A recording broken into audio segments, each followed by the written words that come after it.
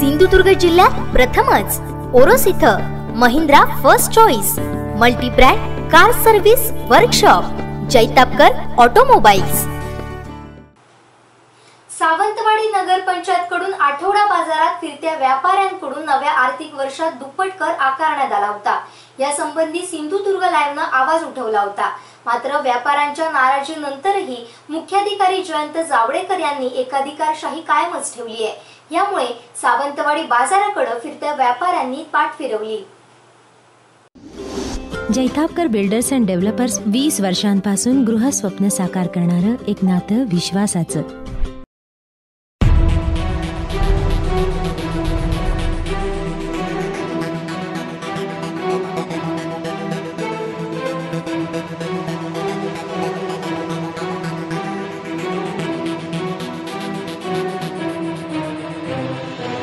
हुकुमशाही चालणार नाही हो। लोकशाही मार्गाने काय तर तुमच्या नियमाप्रमाणे काय तर तुम्ही घ्या ना, द्यायला तयार आहे ना। समोर जाऊन त्यांच्यावर बोलायला पाहिजे ना। कॅमेरा समोर येत नाही म्हणजे काय तुम्ही असं काय केलं? ते आपल्या हिशोबान करतात। ते आमका माहिती गेले टाईमला 100 रुपये घेतले होते, आता मीटरवर सांगतात। नगरपालिका ह्यामध्ये जो अन्याय कर आहे त्याच्यामध्ये मी निषेध करतो।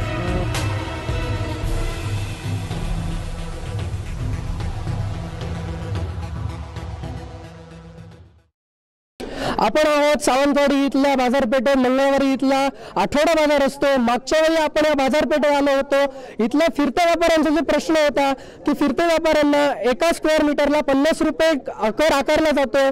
मागच्या वेळी याविषयी आम्ही सावंतवाडी नगर परिषदेचे मुख्याधिकारी जयंत जावडेकर यांना या व्यापाऱ्यांची व्यथा मांडली होती किंवा त्यांना जो कर आकारला जातोय त्याबद्दलच्या त्यांच्या भावना आणि त्यांच्यापर्यंत पोहोचवल्या होत्या। मात्र कॅमेरा समोर बोलण्यास त्यांनी नकार दिला। ते म्हणाले वैयक्तिक डेटा तुम्हाला माहिती दिली जाईल, सिंधुदुर्ग लाईव्हच्या कॅमेरा समोर तुम्हाला माहिती दिली जाणार नाही असं त्यांनी सांगितलं होतं। त्यामुळे व्यापाऱ्यांनी जी मागणी केली होती की या करामध्ये कमी व्हावी आणि 200-300 रुपये जो कर आकारला जातो जागेनुसार तो कुठेतरी कमी करण्यात यावा अशा भावना व्यापाऱ्यांनी फिरत्या व्यापाऱ्यांनी व्यक्त केल्या होत्या। मात्र जावडेकर यांच्या एकाधिकारशाहीमुळे तो रेट आजही वापरला जातो आणि नाही त्यांनी नाव लिहून घेतलेले आहेत। अजून कामाला म्हणजे पावती तुमच्याकडे किती रुपये मागितले? ते स्क्वेअर मीटरच्या प्रमाणे मागतायत आमच्याकडून। एका स्क्वेअर मीटरचे 50 रुपये मागतात। त्याप्रमाणे आमचे बघितले तर 350 ते 400 रुपये मागतात ते आपल्या हिशोबान करतात। ते आमका माहिती गेले टाईमला 100 रुपये घेतले होते, आता मीटरवर सांगतात। गेल्या टाईमला आमचे 100 रुपये घेतले होते ती पावतीचे, आता मीटरवर सांगतात, स्क्वेअर मीटरवर। आता स्क्वेअर मीटरवर सांगतात। गेल्या वेळी स्क्वेअर मीटरनुसार तुमचे पैसे घेतले नव्हते? नाही घेतले होते पैसे 400 रुपये। आणि मागच्या वेळी एवढ्याच जागेसाठी किती घेतलेले? 150 घेतलेले। आपण पाहू शकतो आपण कशा पद्धतीने आज बाजारपेठेत फिरत्या व्यापाऱ्यांनी पाठ फिरवलेली दिसते।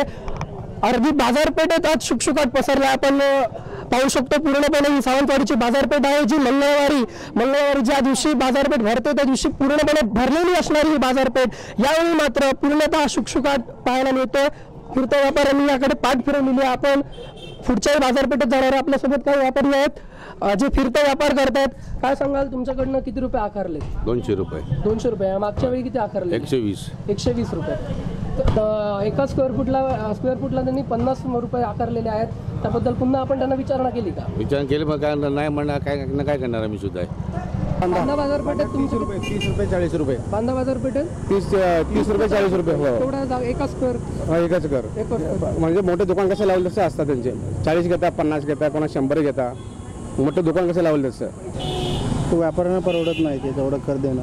आणि आज सावंतवाडीतला निम्मा बाजार हा शुकशुकाटात गेलेला पाहायला मिळतो। अर्ध्या बाजारात व्यापाऱ्यांनी पाठ फिरवलेली आहे। हो फिरवलं आहे की भरपूर लोक आली नाहीत।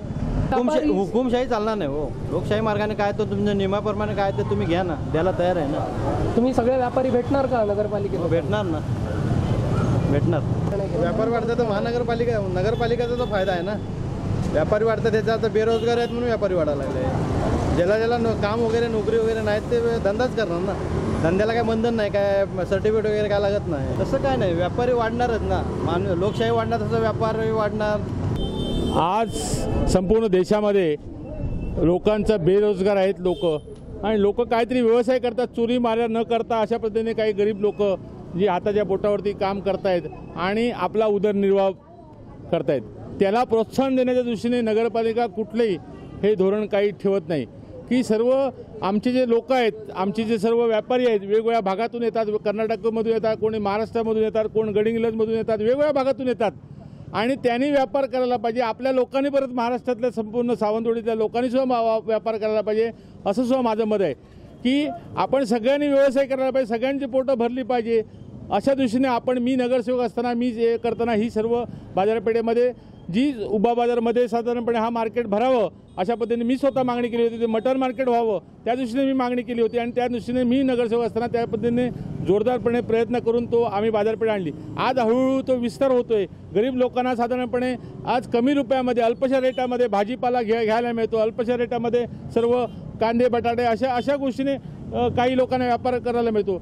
सर्व गोष्टीतली सर्व लोकांना याचा फायदा होत असतो आणि अशा दृष्टीने आज त्यांना कुठेतरी तुम्ही इथून डिस्काउंट टाकायचं अशा दृष्टीने त्यांना रेट वाढवले गेले. रेट वाढवल्यानंतर ते परत ते उपाशी मरायचे अशा दृष्टीने प्रयत्न करतायत. एकीकडे आज पुलवामा आपण ज्यावेळी तुम्ही बघताय तिथे युद्ध झालं आणि त्याच्यामध्ये आपले माणसं मेली, मग सर्व देशातली माणसं एकत्र आली. त्यावेळी कुठला दुजाभाव केला नाही की आपला तो महाराष्ट्रातला आहे, तो कर्नाटकातला आहे, तो कुठला पश्चिम महाराष्ट्रातला आहे किंवा कुठेतरी आहे अशा दृष्टीने बघितलं. सर्व भारत देश एकत्र आला.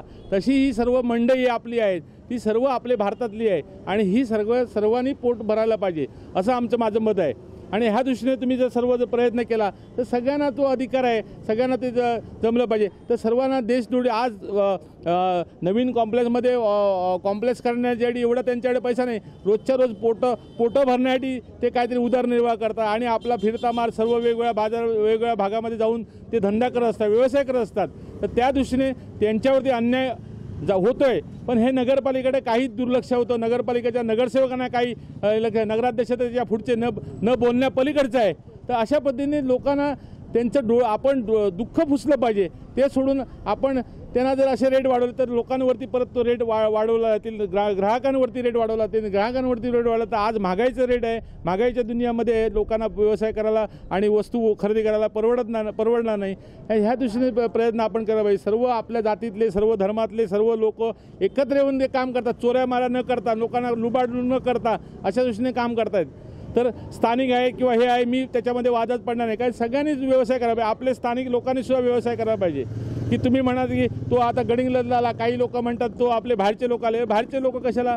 तुमच्यावरती आता युद्ध मध्ये आपल्या मुंबईला ज्यावेळी दहशत हल्ला झाला त्यावेळी त्यामध्ये काय झालं, त्यावेळी येऊन अतिरेकी घुसलेले होते. त्यावेळी येऊन कर्नाटकमधले माणसं, काही आपल्या इतर पंजाबातली माणसं येऊन त्यांनी अतिरेक्यांना हुसकावून टाकलं आणि त्यांना ठार केले. आणि त्यावेळी तुम्हाला बाहेरचे लोक चालतात. मग अशा लोकांना तुम्ही लोक चालत नाहीत. मग असं हे गोष्ट माझ्या दृष्टीने चुकीचं आहे. सर्व भारत देशातली सर्व एकत्र, सगळ्यांना व्यवसाय करण्याचा अधिकार आहे. सगळ्यांनी लोकांनी एकत्र व्हावं आणि व्यवसाय सगळ्यांनी करावा असं दृष्टीने आहे. एवढं नगरपालिका ह्यामध्ये जे अन्याय करत आहे त्याचा माझा मी निषेध करतोय. असं जिल्हाधिकाऱ्यांनी हे लक्ष घातलं पाहिजे. मुख्य अधिकारी कोण, जिल्हाधिकाऱ्यांनी याच्यावरती लक्ष घातला पाहिजे. जिल्हाधिकाऱ्यांनी याच्यावरती जर असं असेल तर आरोग्य पालकमंत्री आहेत त्यांच्यानी लक्ष घातला पाहिजे. वेगवेगळ्या राज्यामध्ये जातात तुम्ही इलेक्शन करायला, वेगवेगळ्या राज्यामध्ये जातात. दीपक केसरकर आणि शिवसेनेचे संबंध महाराष्ट्रामध्ये उमेदवार उभे राहिलेले आहेत. मग त्यावेळी तुम्ही सांगतात कसं काय? हे सगळ्यांना मतं करा, आमच्या शिवसेनेला मतं घाला किंवा ह्याला घाला मतं घाला म्हणून सांगतात. त्यावेळी तुम्हाला त्यावेळी दिसत नाही तुम्हाला? तुम्ही जर आता इथे सिंधुदुर्गातले जाऊन तुम्ही कोल्हापूरला जाऊन भाषण करता, तिथे जाऊन मुंबईला भाषण करता, मग कशाला चाललं? तुमचं ऐकायला पाहिजे. मग ह्या दृष्टीने सर्वांनी एकत्र राहिलं पाहिजे, सर्वांनी एकत्र काम करायला पाहिजे आणि ह्या दृष्टीने सगळ्यांना कोणत्याही माणसावरती अन्याय होता का म्हणे अशा दृष्टीने माझा मत आहे. आम्ही जिल्हा काँग्रेसचा सरचिटणीस आहे आणि ह्या दृष्टीने आमचं धोरण असं आहे की काँग्रेस पक्षाचं की सर्वांना एकत्र करून एकत्र राहण्याचा अधिकार आम्ही देत आहोत आणि सगळ्यांना एकत्रपणे सगळ्यांनी वेगवेगळ्या ठिकाणी धंदा करायचा असं माझं मत आहे. आपण पाहू शकतो सावंतवाडी बाजारपेठेत कशा पद्धतीने शुकशुकाट पाहायला मिळतो. फिरत्या व्यापाऱ्यांनी या ठिकाणी पाठ फिरवलेली पूर्ण आहे आणि मागच्या मंगळवारच्या बाजारपेठेमध्ये इथल्या व्यापाऱ्यांचा प्रश्न, त्या ज्यांनी मागणी केली होती त्यांना करामध्ये जी वाढ केली होती त्याबद्दल आम्ही त्यांच्याशी बोललो होतो। सावंतवाडी नगर परिषदेचे मुख्याधिकारी जयंत जावडेकर यांना त्याबद्दल माहिती घेण्यासाठी किंवा त्यांना विचारण्यासाठी आम्ही तिथे गेलो होतो, मात्र वैयक्तिक डेटा तुम्हाला माहिती दिली जाईल, सिंधुदुर्ग लाईव्हच्या कॅमेऱ्यासमोर माहिती देणार नसल्याचं त्यांनी सांगितलं आणि कॅमेरा बोलण्यास नकार दिला। तुम्ही पहा, हाच आहे सावंतवाडीची बाजारपेठ। इथे एकही फिरता व्यापारी दिसत नाहीये। या ठिकाणी आपण पाहू शकतो की फिरत्या व्यापाऱ्यांनी मंगळवारच्या बाजारपेठेत मुख्याधिकाऱ्यांच्या एकाधिकारशाहीमुळे पाठ फिरवलेली पाहायला मिळते। व्हिडिओ जर्नलिस्ट संदेश कारुडेकरसह विनायक गावस, सावंतवाडी।